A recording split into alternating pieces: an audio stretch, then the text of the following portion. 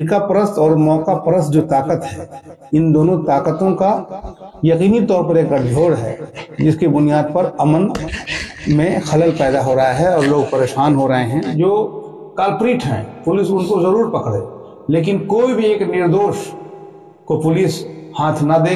हावड़ा टिकियापाड़ा मामले में आया सीपीएम का बड़ा बयान। आइए देखते हैं पूरी रिपोर्ट प्रेस कॉन्फ्रेंस में। বিষয়ে প্রথম কথা হচ্ছে আমি ধিক্কার জানাচ্ছি, কারণ জনজীবনের অনেক সমস্যা আছে, বেকারি সমস্যা আছে, জিনিসের দাম বাড়ার সমস্যা আছে, কিন্তু দুটো দলই তারা চেষ্টা করছে প্রশাসনের সহযোগিতা নিয়ে মানুষের মধ্যে যাতে বিভাজন বাড়ে। এবং এ ঘটনা হাওড়া জেলায় একটা না, ধুলাগড়িতে এই জিনিস ঘটেছে, কাজীপাড়ায় রামনবমীর মিছিল করতে দেওয়ার পারমিশন দিয়ে এই ঘটনা ঘটিয়েছে দুবার, আবার এই টিকিয়াপাড়ায় ঘটনা ঘটল। এবং এর ফলে দেখা যাচ্ছে কি যে টিকিয়াপাড়ার এলাকায় শুধু নয়, এই নিয়ে বিবৃতি দিচ্ছেন, দিল্লি থেকেও বিবৃতি হচ্ছে, যাতে জনজীবনের বিভাজনের রাজনীতি বাড়ছে, অথচ সাধারণ মানুষের মধ্যে প্রচণ্ড হারে সমস্যা। টিকিয়াপাড়ায় যখন এই ঘটনা ঘটছে তখন বেশ কিছুদিন পরেই মাধ্যমিক, উচ্চ মাধ্যমিক সব পরীক্ষা, আর এই ধরনের যদি অশান্তি থাকে তাহলে ছেলেপুলেদের লেখাপড়াও বিঘ্নিত হয়, ব্যবসা বাণিজ্যও বিঘ্নিত হয়। স্বাভাবিকভাবেই আমি এর তীব্র বিরোধিতা করছি এবং বিজেপি এবং তৃণমূলের এই কার্যকলাপের ধিক্কার জানাচ্ছি। পুলিশ প্রশাসনও যে কার্যকলাপ ধারাবাহিকভাবে করছে সেটাও সঠিক বলে আমি মনে করি না। জনসাধারণের কাছে শান্তি শৃঙ্খলা বজায় রাখার অনুরোধ জানাচ্ছি। আমার 2 নম্বর বিষয় হচ্ছে কি যে আমাদের জেলায় ধারাবাহিকভাবে কেন্দ্রীয় সরকার, বিজেপির এবং রাজ্যের টিএমসি সরকার বড় বড় কলকারখানা বন্ধ করছে।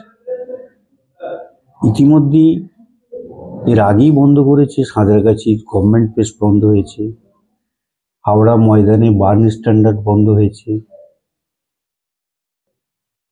নিস্কো কারখানা বন্ধ হয়েছে 5টা, আর 22 তারিখে বন্ধ হলো ইস্টার্ন রেলের যে প্রেস আছে টপসন রোডে, সেটা বন্ধ হলো।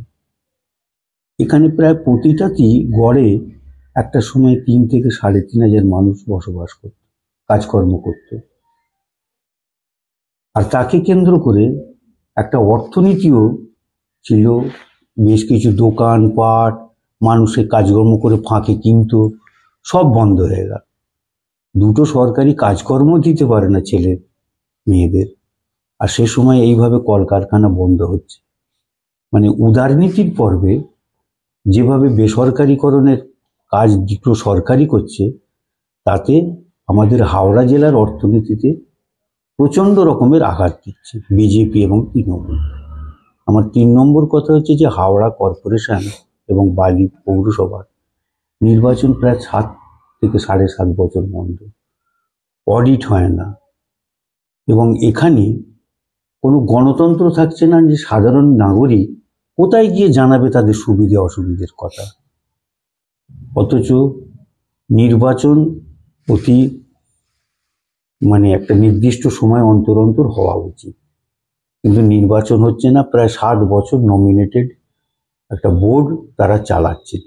নমিনেটেড বোর্ড বলতে তো তৃণমূলের বোর্ড, কিন্তু বিষয়টা হচ্ছে যে মানুষের অধিকার তো থাকছে না, নাগরিক জীবনের যেসব সমস্যা সেসব বক্তব্য বলবার জায়গা থাকছে না। আর পাশাপাশি দেখা যাচ্ছে বস্তি উচ্ছেদ, বিভিন্ন জায়গায় কলোনি উচ্ছেদ, প্রতিটা জায়গাতেই হাওড়া জেলার ঘটনা ঘটছে, সেখানেও মানুষ ক্ষতিগ্রস্ত হচ্ছে।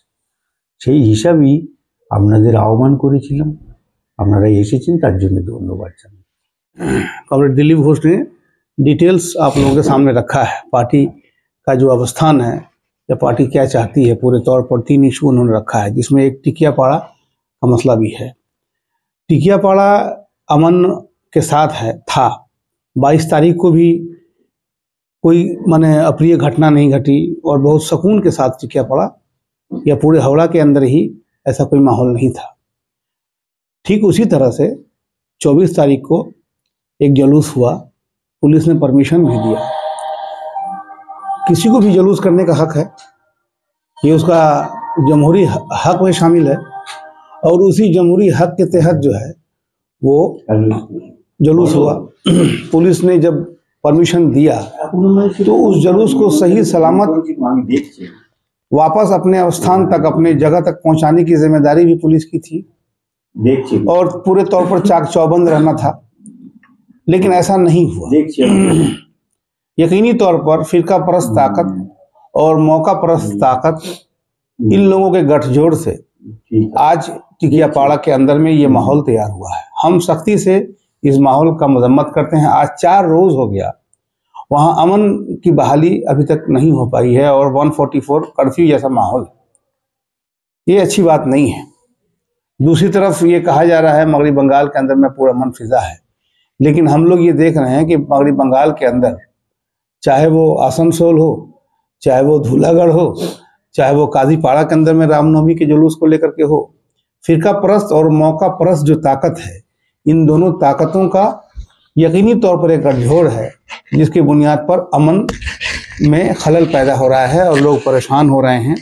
हम आवाम से ये अपील करेंगे कि अमन बहाल रखें और फिरका परस्त और मौका परस्त जो लोग हैं या जो ताकतें हैं उनको समझें, और जो लोग तकसीम की राजनीति करना चाहते हैं, जो लोग बांटने की राजनीति करना चाहते हैं, हम लोग अपनी पार्टी की तरफ से ये कहते हैं कि हम लोग बांटने की राजनीति के खिलाफ रहेंगे। पूरे तौर पर अमन और सुकून के लिए हिंदू और मुसलमान और तमाम फिरके के लोग जिस तरह से आपस में मिलजुल करके हम लोग इलाके के अंदर में अमन को बहाल रखा है, आने वाले दिनों में भी हम लोग पूरी ताकत के साथ अमन को बहाल रखने की कोशिश करेंगे।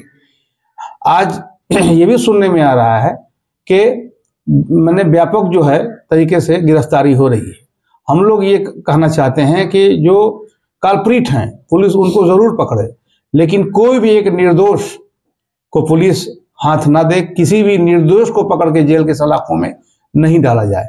हमने धूलागढ़ के मामले में देखा है, वहां पर सैकड़ों निर्दोष लोगों को, जिन पर आज भी मुकदमा चल रहा है, उन लोगों को सलाखों के पीछे डाला गया था। बड़ी मेहनत करके, मुशक्कत करके उनको रिहाई दिलाई गई है। तो ठीक धूलागढ़ के माहौल के हिसाब से यहाँ पर गिरफ्तारी शुरू हुई है। हम लोग ये कहना चाहते हैं कि अमन को बहाल रखना होगा और जो कल्प्रिट है उनको जरूर पकड़िए, अमन को बहाल रखिए। और ये कर्फ्यू कब तक रहेगा, 144 कब तक रहेगा? आज 4-5 रोज हो गया। गरीब मेहनत कश लोग जो हैं, जो हर रोज दुकानदारी करते हैं, रोटी रोजी जिनका चलता है, माध्यमिक का इम्तिहान शुरू होने वाला है, तो ये अमन की फिजा को फिर जो है ये करना है, इस्तवार करना है, अमन को कायम करना है।